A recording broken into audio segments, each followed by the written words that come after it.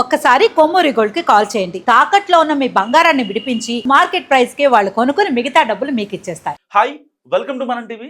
మనం టీవీ ఉన్నది మన కోసం. నేను మీ జర్నలిస్ట్ మనోజ్. సో తిరుమల లడ్డూ ప్రసాదంలో యానిమల్ ఫ్యాట్ కలిసిందని అప్పట్లో కూటమి సర్కార్ చెప్పిందని, దాని తర్వాత సిబిఐ నిగ్గు తేల్చిన విషయాల్లో అసలు యానిమల్ ఫ్యాట్ లేదని వైసీపీ తెగ రాద్ధాంతం చేస్తుంది. అసలు సిబిఐ ఛార్జ్ షీట్లో పేర్కొన్న విషయాలు ఏంటి, అసలు వైసీపీ చెప్తుంది ఏంటి, కూటమి చెప్పాలనుకున్నది ఏంటి, మాట్లాడదాం. మనతో పాటు senior journalist and political analyst Katta Karthik గారు ఉన్నారు. నమస్కారం. ఏంటి అసలు కూటమి ఏం చెప్పాలనుకుంది, ప్రజలకు ఏమర్థమైంది, వైసీపీ ఈ మధ్యలో ఈ స్పేస్లో వచ్చి అనవసరమైన రాద్ధాంతం చేయడం వెనక అసలు రీజన్ ఏంటంటారు? ఇప్పుడు రాజకీయ పార్టీల వర్షను పక్కన పెట్టేద్దాం. వైసీపీ ఏం చెప్పాలనుకుంటుంది, కూటమి ఏం చెప్తుంది, ఇవన్నీ వదిలేసే ఇవాళ రియాలిటీ ఏంది, ఎంక్వైరీ సంస్థ కనిపెట్టిన విషయాలు ఏంది. ఇదిగో చూడు ఏముంది, కల్తీ కోసమే కుట్ర. ఏం కుట్ర చేశారు? నిబంధనల సడలింపే అసలు కారణం, కల్తీ నెయ్యిపై సిట్ తేల్చిన నిజం ఇది. ఎస్, నేను చెప్తున్నా వినిగా. నిజానికి 250 కోట్ల టర్న్ ఓవర్ ఉన్నటువంటి కంపెనీకి టెండర్ అప్పచెప్పాలి. తిరుమల తిరుపతి దేవస్థానం నెయ్యి సప్లై చేసే టెండర్. కానీ వీళ్ళు బోలేబాబా డైరీకు, ఏఆర్ డైరీకు అప్పచెప్పటం కోసం ఆ 250 కోట్ల అనేటువంటి నిబంధనని 150 కోట్లకు మార్చారు. ఎవరు మార్చారు? ఇదిగో ఈ పెద్ద మనిషి మార్చారు, వైవి సుబ్బారెడ్డి గారు. ఎస్, అంతే కదా. మరి ఆ రోజు చైర్మన్ ఆయనే కదా. 250 కోట్ల నుంచి 150 కోట్లు తప్పితే ఆ బోలేబాబాకి ఇచ్చేయచ్చు. ఇంకోటి 6000 లీటర్ల పాల సేకరణ కెపాసిటీ ఉన్న కంపెనీకి మాత్రమే టెండర్ అప్పచెప్పాలి, నెయ్యి టెండర్. కానీ ఆ నిబంధన ఎత్తేసారు. ఎందుకు ఎత్తేసారు? ఈ బోలేబాబా డైరీకి కానీ ఏఆర్ డైరీకి కానీ పాల సేకరణ కెపాసిటీ లేదు. కార్తిక్ గారు, మరి ఇన్ని మార్చారు, టీటీడీ నిబంధనలు మార్చారు, నిబంధనలకు విరుద్ధంగా అడ్డదిడ్డంగా పిచ్చి పిచ్చి కంపెనీలకు ఇచ్చారు, మరి వీళ్ళని ఏమంటారండి? ఎస్, ఆ వాటికి వస్తాను నేను. యాక్చువల్గా ఫస్ట్ సబ్జెక్ట్ చెప్పిన తర్వాత వీళ్ళకాడికి కూడా వద్దాం. నిజానికి వాళ్ళకి అప్పచెప్పడం కోసం, కేవలం ఏఆర్ డైరీకి బోలేబాబా డైరీకి టెండర్ అప్పచెప్పడం కోసం వాళ్ళకి పాల సేకరణ కెపాసిటీ లేదని, ఆ పాల సేకరణ కెపాసిటీ లేని కంపెనీకి టెండర్ అప్పచెప్పకూడదనే నిబంధన ఎత్తేసి మరి వీళ్ళకి అప్పచెప్పారు. ఎవరు అప్పచెప్తారు? ఈయన పిఏ అప్పచెప్తాడా? ఈయన అప్పచెప్పగలుగుతాడా? ఈయనే కదా. ఈయన పిఏ స్థాయి కాదు కదా అది. ఓకే, నీకు అర్థమైంది కదా. ఆనాటి టీటీడీ బోర్డు పెద్దలు, చైర్మన్ గా ఉన్న ఈ పెద్ద మనిషి, ఆనాటి ప్రభుత్వ అధినేత వైఎస్ జగన్మోహన్ రెడ్డి గారు, వీణ కన్ను సనంలో జరిగింది అన్నది నీకు పిక్చర్ క్లియర్ కదా. సరే, అప్పచెప్పారు. అప్పచెప్పారు. అప్పచెప్పిన తర్వాత ఏం జరిగింది అది కూడా ఇలా సిట్ కనిపెట్టి కోర్టు ముందు పెట్టింది. సిట్ చెప్తున్న వివరాల ప్రకారం ఏమొచ్చిందంటే, పామాయిల్ కెమికల్ కలిపి, ఎందుకంటే పాల సేకరణ లేదు వాళ్ళ దగ్గర. సహజంగా నెయ్యి ఎట్ట వస్తుంది? పాల నుంచి వెన్న, వెన్న నుంచి నెయ్యి, ఇంతే కదా. మనం గ్రామాల్లో నుంచి వచ్చాం, రైతు కుటుంబాల నుంచి వచ్చాం. నెయ్యి ఎలా వస్తుందో మనకు కొంత అవగాహన ఉంది. సో నెయ్యి ఇలానే వస్తుంది కదా. కానీ వీళ్ళ దగ్గర పాలు లేవు కదా. మరి పాలు లేకుండా వెన్న రాదు, వెన్న లేకుండా నెయ్యి రాదు. కానీ నెయ్యిని క్రియేట్ చేశారు. ఎట్ట క్రియేట్ చేశారు? పామాయిల్ కెమికల్స్ కలిపి క్రియేట్ చేశారు అనేటువంటి విషయాన్ని సిట్ కనిపెట్టింది. అట్ట తయారు చేసి దాన్ని తిరుమల దేవస్థానానికి సప్లై చేసి 20 కోట్ల లడ్డూల్లో నెయ్యి కాని నెయ్యిని, ఇప్పుడు నేతి బీరకాయలో నెయ్యి ఉండదు కదా, అట్నే తిరుమల దేవస్థానానికి నెయ్యిగా సప్లై చేసినటువంటి నెయ్యి అనేటువంటి పదార్థం నెయ్యి లేదు. నెయ్యి కాని నెయ్యిని నెయ్యిగా నమ్మించేసి తిరుమల లడ్డూల్లో కలిపి 20 కోట్ల లడ్డూల్లో కలిపి భక్తులకు పంపిణీ చేశారు. సహజంగా ఒక లడ్డు నువ్వు తిరుమల వెళ్ళి తీసుకొచ్చుకున్నావు అనుకో, నువ్వు అక్కడ తినవు, అది ప్రసాదంగా పంచి పెడతావు కదా. ఒక లడ్డు 5గురికి పంచిపెట్టారు అనుకున్నా సరే, 20 కోట్ల లడ్డూలు అంటే దాదాపు 100 కోట్ల మంది. సరే, తిన్నోళ్ళు తిన్నారు అనుకున్నా సరే, ఒక 70 కోట్ల మంది, ఒక 70-60 కోట్ల మంది భక్తుల మనోభావాలను కించపరుస్తూ కెమికల్ లడ్డూని, అంటే కెమికల్ నెయ్యితో కలిపినటువంటి లడ్డూని సప్లై చేశారు. ఈ సిట్టి కనిపెట్టిన అంశం. గతంలో కేసీఆర్ గారు ముఖ్యమంత్రిగా ఉన్నప్పుడు తెలంగాణలో ఆయన అసెంబ్లీలో ఒక పిట్ట కథ చెప్పారు. ఆయన చెప్పిన పిట్ట కథ ఏంటంటే, ఒక మనిషి చనిపోతాడట, అందరూ పరామర్శ కోసం పోతాడు, అందరూ మాట్లాడుకుంటూ ఉంటారు, పాము గారు చనిపోయాడని మాట్లాడుకుంటూ ఉంటారు. ఆ టైంలో సిఆర్పి లీడర్ గా ఉన్నటువంటి బట్టి విక్రమార్క గారు ఆడ చూడటానికి వెళ్తాడు. ఎలా జరిగిందని అంటారు. పాము గరిసింది సార్ అంటారు. ఎక్కడ గరిసిందంటే నుదుటి మీద గరిసింది సార్ అంటారు. నుదుటి మీద గరిసిందా? కొద్దిగా కింద గరిస్తుంటే కన్నుపోయేదిగా అంటారు. అక్కడ ప్రాణం పోయిందిరా స్వామి అంటే, కన్ను పోయింది కదా అని అంటాడు. ఏంది ఆయన? కన్ను ఉంటే ఏంది, పోతే ఏంది? ఇప్పుడు ఇక్కడ తిరుమల లడ్డూలో కల్తీ జరిగిందిరా స్వామి అంటే జంతువులు కోవలేదు కానీ లేదు. ఓకే, లేదో ఉందో పక్కన పెట్టి కాక, కానీ కల్తీ ఏది జరిగిందిగా. జరిగిన కల్తీ గురించి మాట్లాడలా అంటే లేదో ఉందో తెలియని దాని గురించి మాట్లాడతావేంది నువ్వు? ఇప్పుడు అది కదా మనం మాట్లాడాల్సింది. ఏంది? ఇక్కడ తిరుమల తిరుపతి లడ్డూలో వైసీపీ అధికారం ఉన్నప్పుడు కల్తీ జరగబడింది.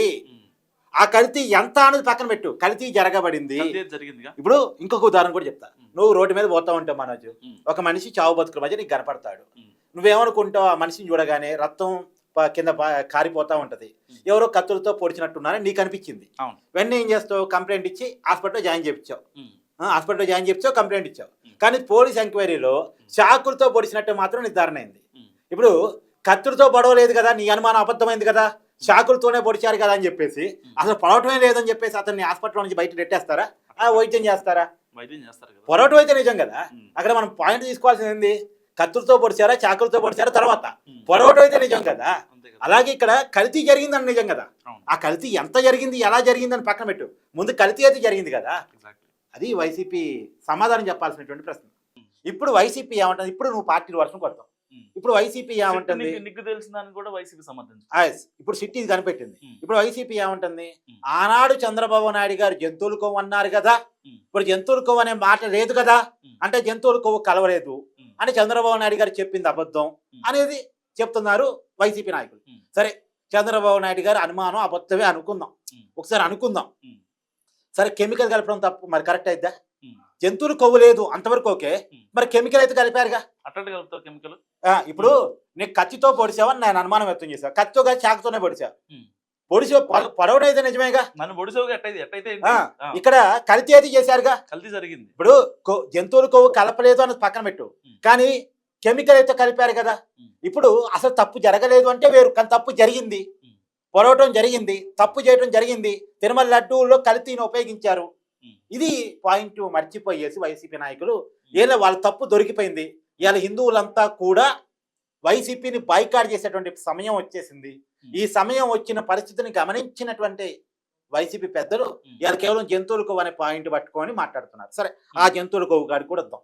నిజానికి జంతువుల కొవ్వు అనేటువంటి మాట ఎలా వచ్చిందంటే, సెప్టెంబర్ 19, 2024 టీడీపీ ఎమ్మెల్యేల సమావేశంలో ఆయన ముఖ్యమంత్రి చంద్రబాబు నాయుడు గారు వైసీపీ అధికారంలో ఉన్నప్పుడు తిరుమల లడ్డూలు యానిమల్ ఫ్యాట్ వాడినట్టుగా ఆయన చెప్పారు. ఆయన చెప్పడానికి ఉన్న కారణం ఏంటి అంటే ఎన్డీడీబీ ల్యాబ్ రిపోర్ట్. ఇప్పుడు కూటమి అధికారంలోకి వచ్చిన తర్వాత, అవును, కూటమి అధికారంలోకి వచ్చిన తర్వాత ఏఆర్ డైరీ నుంచి బోలేబాబా డైరీ నుంచి వస్తున్నటువంటి 4 ట్యాంకర్లని గుర్తించి దాంట్లో సరిగా నెయ్యి లేదన్న విషయాన్ని గమనించేసి లోకల్ ల్యాబ్స్ కాకుండా దేశంలోనే పెద్ద lab NDDB lab report Gujarat లో ఉంటుంది. ఆ గుజరాత్ లో ఉన్నటువంటి ల్యాబ్ కు పంపిస్తే వాళ్ళు ఇచ్చిన రిపోర్ట్ లో నెయ్యిలో ఉండాల్సిన పారామీటర్స్ కంటే భిన్నమైన పారామీటర్స్ వచ్చాయి. ఈ పారామీటర్స్ ఉండడానికి కారణాలు అంటూ వాళ్ళు కొన్ని కారణాలు ఇచ్చారు. దాంట్లో యానిమల్ ఫ్యాట్ అనే కారణం కూడా ఉంటుంది. సో అది చూడగానే ఎవరికైనా భయం వేసిద్ది, బాధేసిద్ది. సో చంద్రబాబు నాయుడు గారు ఆ పాయింట్ పట్టుకొని చెప్పారు. చెప్పిన తర్వాత సిట్టేశారు, తన అనుమానాన్ని చెప్పిన తర్వాత సిట్టేశారు.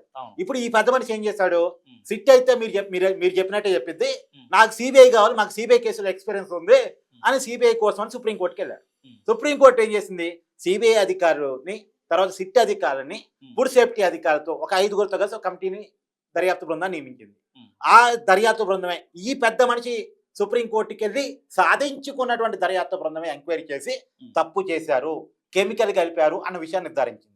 అయితే యానిమల్ ఫ్యాట్ లేదు అని వాళ్ళు ఎక్కడ చెప్పలే. వాళ్ళ ల్యాబ్లో తేలింది ఏంటంటే 10% కంటే అబోవ్ యానిమల్ ఫ్యాట్ ఉంటేనే గుర్తిస్తారట, 10% కంటే బిలో ఉంటే ల్యాబ్లో గుర్తించలేవంట. ఇప్పుడు ఈ సిట్ రిపోర్ట్ చాలా క్లియర్గా ఉంది. సరే, యానిమల్ ఫ్యాట్ ఉందా లేదా క్లారిటీ లేదు. సరే, లేదు అనుకుందాం, ఒక వైసీపీ చెప్తుంది నిజం, యానిమల్ ఫ్యాట్ లేదని అనుకుందాం. మనం హిందువులుగా దాన్ని ఊహించడానికి కూడా ఇబ్బంది కాబట్టి లేదని అనుకుందాం. ఇప్పుడు తప్పైతే జరిగిందిగా, ప్రమాదకరమైన కెమికల్స్ కలిపి నెయ్యిని కృత్రిమ నెయ్యిని క్రియేట్ చేసి లడ్డూల్లో కలిపి భక్తులకు పంపిణీ చేసిన మాట వాస్తవం కదా. ఈ తప్పును ఒప్పుకోవాలి కదా. 235 కోట్ల కుంభకోణం జరిగింది కదా. ఇది ఈ పాయింట్ ని వైసీపీ మర్చిపోయి రాద్ధాంతం ఇది ఈ విషయాన్ని అసలు చర్చకు తీసుకురానిట. ఎంతసేపటికి వాళ్ళ మొండి వాదనేది జంతువులకో అంటే జంతువులకో సోషల్ మీడియా చూసాను కార్తిక్ గారు, ధర్మం గెలిచిందంట. కరెక్టే, ధర్మమే గెలిచింది. అంటే ఆ ధర్మం ఏంటి, కెమికల్ ని కలిపారు, వైసీపీ తిరుమల దేవస్థానం అపవిత్రం చేసింది, ఇది గెలిచిన ధర్మం.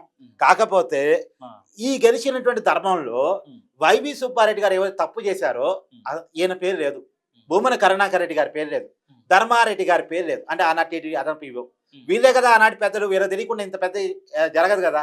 సడలింపులు చేసింది వీళ్ళే కదా, వాళ్ళ పేరు లేకుండా ఎట్లా? ఎస్, ఈయన పిఏ పేరు ఉంది, కొంతమంది తిరుమల తిరుపతి దేవస్థానం ఉద్యోగుల పేర్లు ఉన్నాయి, నిందితులుగా అధికారుల పేర్లు ఉన్నాయి, కానీ వీళ్ళ పేర్లు లేవు. వీళ్ళ పేర్లు ఎలా లేకుండా పోయాయంటే అంటే సూత్రధారులు ఎవరు ఉంటారు దీంట్లో? పాత్రధారి పేర్లే ఉన్నాయి, సూత్రధారి పేర్లు లేవు. సూత్రధారి పేర్లు ఎందుకు లేవు అంటే మేబీ నువ్వేం చేస్తావు మనోజ్, నేను ఏదైనా విషయం మీ కింద ఎంప్లాయ్ చెప్పాలనుకో, మీ కెమెరానికి ఏదో చెప్పాలనుకో, ఓవరాల్ గా చెప్తావు, ఓవరాల్ గా చెప్తావు, నువ్వు రిటర్న్ గా రాయో కదా. నువ్వు చెప్పిన పని చేసినందుకు కెమెరామెన్ బాధ్యులు అవుతాడు. నువ్వే ఆయన చెప్పాలి, నన్ను మనోజ్ చెప్తాను చేశానని చెప్పాలి. కానీ మనోజ్ లాయర్ గా ఉంటే నీ పేరు చెప్పాడు. మీ ఇద్దరి మధ్య ఏదో ఫైనాన్షియల్ ఇష్యూస్ ఉంటాయి కాబట్టి బాండింగ్ ఉంటది కాబట్టి అతను నీ పేరు చెప్పాడు. టెక్నికల్ గా ఏ విషయంలో ఇరుక్కోకుండా నువ్వు సేఫ్ గా ఉంటావు. అందులో వైసీపీ పెద్దలకి లాబింగ్ అంటే వెనతో పెట్టిన విద్య, వాళ్ళు బాగా లాబింగ్ చేసుకోగలరు. అసలు రెండోది, ఈ ధర్మారెడ్డి ఎవరైతే ఉన్నారో తిరుమల దేవస్థానంలో గతంలో వైసీపీ అధికారులు ఉన్నప్పుడు అదనపు ఈవోగా పనిచేసి అన్ని తానే వ్యవహరించిన వ్యక్తి ఎవరైతే ఉన్నారో గతంలో కేంద్ర హోంశాఖలో పనిచేసిన వ్యక్తి. ఇప్పుడు సిబిఐ ఎవరి హ్యాండ్ ఓవర్ లో పనిచేసింది? సిబిఐ ఎవరి హ్యాండ్ ఓవర్ లో పనిచేసింది? కేంద్ర హోంశాఖ హ్యాండ్ ఓవర్ లో పనిచేసింది. కేంద్ర హోంశాఖలోనే పనిచేసిన ధర్మారెడ్డికి సిబిఐతో మంచి రిలేషన్స్ ఉన్నాయి, సిబిఐతో మంచి రిలేషన్స్ ఉన్నాయి. సో తన పేరు రాకుండా జాగ్రత్త పడి ఉంటాడు. తన పేరు రాలేదంటే ఆటోమేటిక్ గా సుబ్బారెడ్డి పేరు, కరుణాకర్ రెడ్డి పేరు, పైన ఉన్న జగన్మోహన్ రెడ్డి పేరు రాదు. వీళ్ళ పేరు రావాలంటే ముందు అతని పేరు రావాలి. అతని పేరు రాకుండా అతను కాపాడుకోగలిగాడంటే వీళ్ళ పేరు కూడా రాకుండా కాపాడినట్టే లెక్క. సో ఇప్పుడు గేటు దాటి వస్తే ఇంట్లో ఉన్న వాళ్ళ పేరు బయటకు వస్తాయి. గేటు కాడే ఆగిందనుకో, గేటు బయట ఉన్న వాళ్ళ పేర్లే వస్తాయి, గేట్ లోపల ఉన్న వాళ్ళ పేరు రావు. అంతే కదా, రావు. సో గేటు కాడే ఆపేశాడు ధర్మారెడ్డి. సో మొత్తానికి వీళ్ళ పేరు రాకుండా వీళ్ళు కాపాడుకోగలిగారు, కానీ తప్పును మాత్రం ఆపలేకపోయారు. తప్పు జరిగినట్టు సిట్ నిర్ధారించింది. ఇప్పుడు జంతువులు కొవ్వు కలిసిందా లేదా కెమికల్ కలిసిందా అన్న కాడ పాయింట్ తప్ప, అంటే ఆ పాయింట్ పక్కన పెట్టేస్తే తప్పు జరిగిన మాట వాస్తవం, అది నిర్ధారణ అయింది.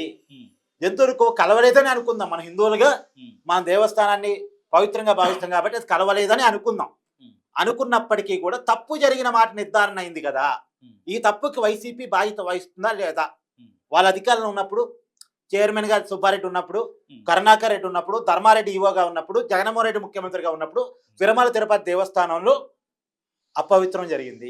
ఇంతకుముందు పరకామణి చోరీ కేసుని కనుక జగన్మోహన్ రెడ్డి గారు ఏ చిన్న దొంగతనమేగా అన్నట్టు ఇది కూడా కెమికలేగా అంటే మనం చేయగలిగింది ఏం లేదు.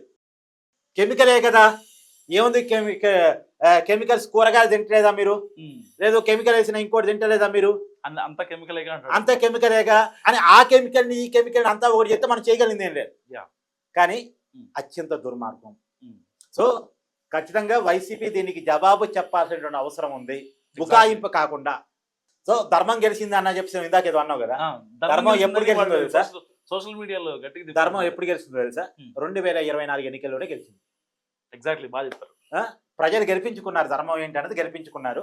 ఇంకా ధర్మం గెలవటానికి అవకాశం ఉంది, ధర్మమే గెలిచిద్ది కూడా. సో ఇది కార్తిక్ గారి అనాలిసిస్. వైసీపీ చేసిన ఎల్కత్ మఫ్లియా గురించి మీరేమనుకుంటున్నారు? మస్ట్ కామెంట్ చేయండి. చూస్తూనే ఉండండి మనం టీవీ.